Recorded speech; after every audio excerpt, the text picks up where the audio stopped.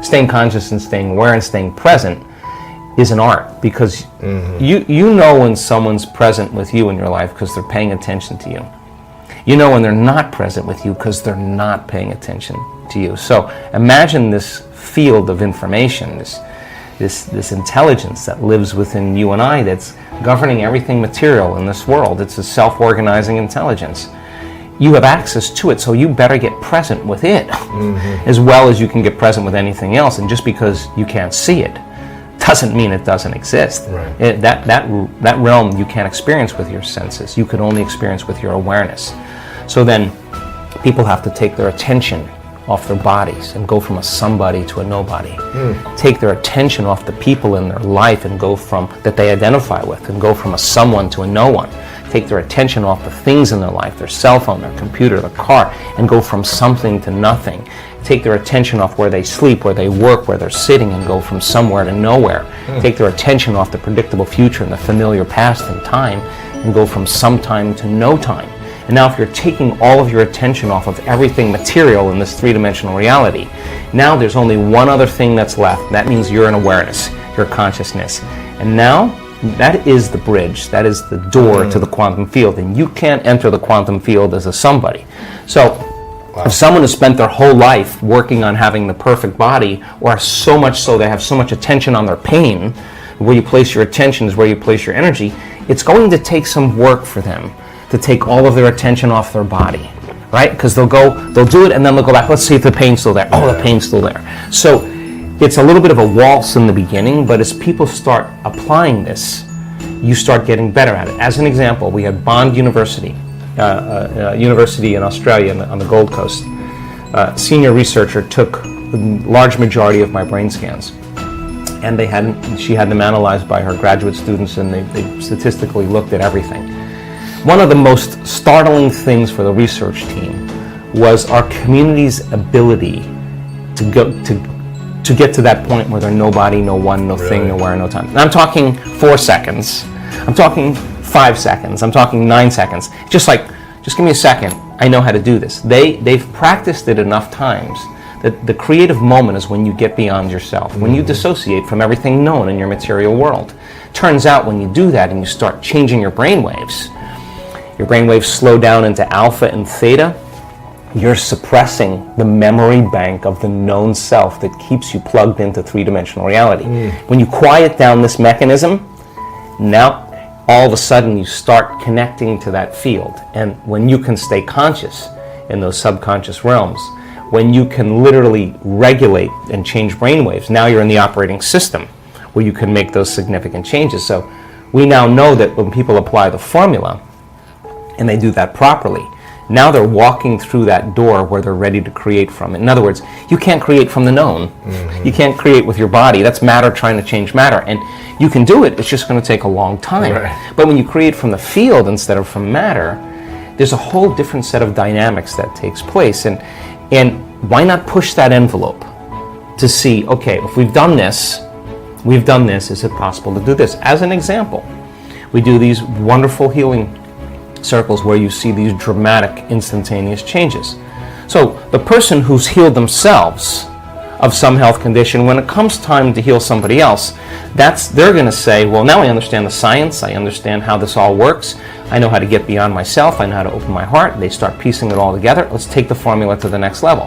Now they witness a significant change in a person's body in real time, right there.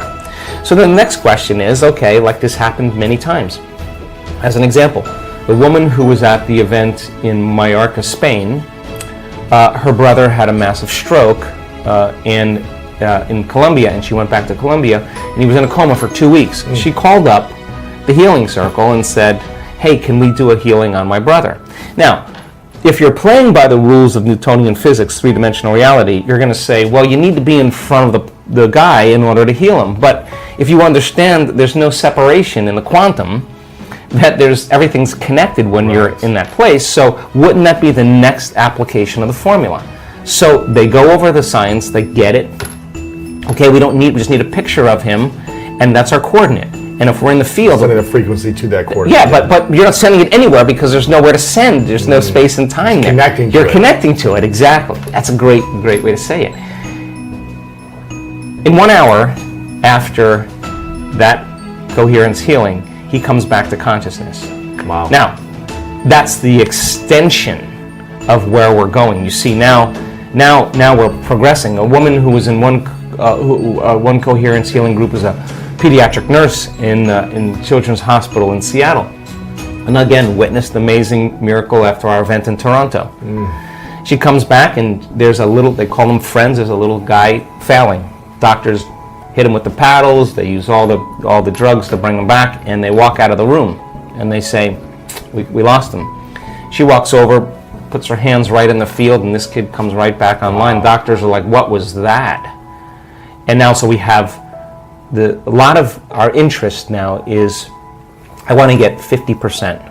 1 out of 2 people, we're collecting the data in this coherence healings. When we're 50%, we're going to walk into a children's hospital. We have 3 children's hospitals right now that are interested in us. We'll show them the data. We'll show them the results. We'll say we don't want any money. We'll never even touch the kids. All we want to do is just change their lives. And when we're 50%, we're going to start doing it in children's hospitals. And again, every time I have a mystical moment and I feel that transcendental love that I don't even know the word for, every time I have one of those moments, I think I got this all wrong. It's just that it is not chemical; it's electric. And you got what all wrong? Well, the way we view the world, the way we we don't see things how they are; we see things how we are. You know, and every inner experience that's transcendental, experience enriches circuitry in your brain. Experience produces emotion or energy in the body. So you start having transcendental moments where you start connecting to that field. Its signature is love. But not love like a love for your puppy. This is like an arousal. This is, I don't know the other word, but bliss. Spiritual arousal.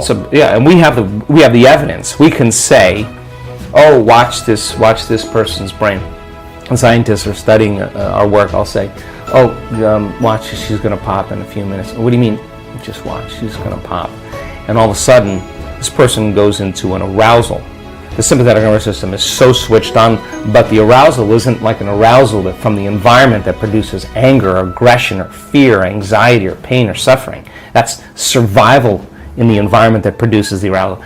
This arousal is coming from energy in the body that's moving up into the brain, and the arousal is bliss. The arousal is ecstasy. The arousal is freedom. But it's not chemical. It's you'll feel it in every single cell in your body. Now here's the outcome of that.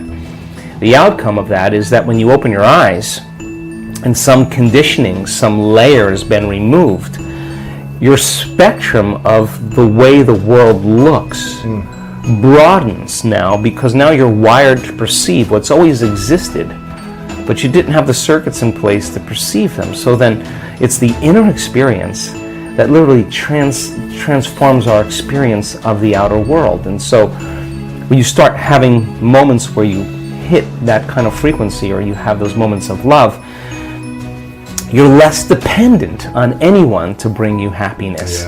You're okay. You can love the person for their flaws, because you can see a part of yourself you used to be that you no longer are. And instead of judgment, you have compassion, and you can encourage and communicate from a level of connection instead of intimidation or competition, or however relationships work. So I do think that it's energy and vibration, and I think that in our community, at least, people who have relationships that are built from our community tend to be more long-lasting, because they're more self-aware. And so there's no blame, there's no excuses, there's no make wrong, there's no competition, there's none of that. There's just, this is who I am, you know. And I think that the ultimate goal is when you reach the point in your life when how you appear to the world is who you really are. That level of transparency it takes no effort. You can be yourself, and you know, people say to me, wow, you're pretty approachable. And I say, well, God, I work so hard every day on overcoming myself in the morning, overcoming my ego. Why would I want to build it up the next day? Because I got to face that guy again tomorrow morning. So why not just keep, you know, taking those edges and smoothing them down, so that you're less unconscious to all of those programs that are built in relationships. I hope you loved this amazing and inspiring speech by Dr. Joe Dispenza. I'm sure you'll be motivated to apply this advice to your life and find the courage to start making changes to step into your desired future. It's all about you. We are continuing with our daily practice of completing the inspiring quotes. In the previous video we were looking for 2 words of Joe Dispenza's quote. The quote goes like this: to be empowered, to be free, to be unlimited, to be creative, to be genius, to be divine, that is who? And the correct answer is you are. So, to be empowered, to be free, to be unlimited, to be creative, to be genius, to be divine, that is who you are. Congratulations to everyone with the correct answer. Since I know you love Joe Dispenza, today's quote is also from Dr. Joe Dispenza. The last time many of you knew the right answer. Today's quote also shouldn't be difficult. We'll see. We are looking for 2 words, so the quote goes like this: same thoughts always lead to the same choices. Same choices lead to the same behaviors, and the same behaviors lead to... Write your answers in the comments below the video and tell me if you love this video and our new way of ending the videos. If you like this video, give your thumbs up and share it with your friends. Even if you're not sure what the correct answer is, try and guess. The first one with the correct answer is the winner. Don't forget to subscribe and hit that bell button and don't miss any of the new videos and new challenges.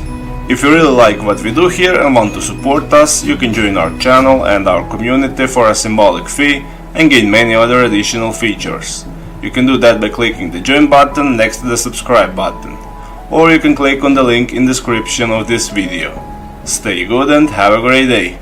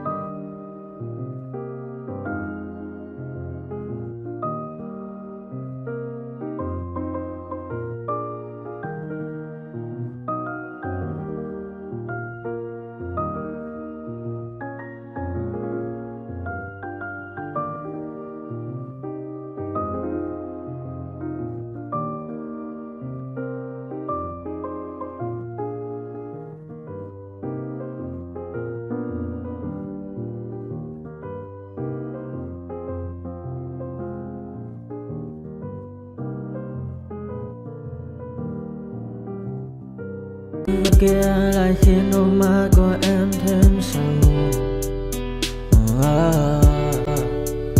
Vì sao em đi càng để lại lý trí, chẳng để lại anh khi nước mắt cần rơi, cần rơi. Vì sao em đã vội quên đi bao câu hứa mình còn cho nhau, quên đi bao nỗi đau mình dành. Vì sao em đã vội quên đi những lời hứa ngày nào, vì dòng nước mắt em đã vội rơi, anh không thể bay anh như đến vào điên rồi, anh như say đôi mắt môi, anh như chỉ còn muốn em bên cạnh như ở phố xa rồi, anh chỉ muốn em cạnh đấy thôi, không muốn em ở bên đời, chỉ muốn em anh bên người. Người đã gỡ bước đi xa trong cơn mưa chiều vội vã, người đã bước quên anh khi cơn mưa qua gần vội vã, em đã quên rồi mà anh sâu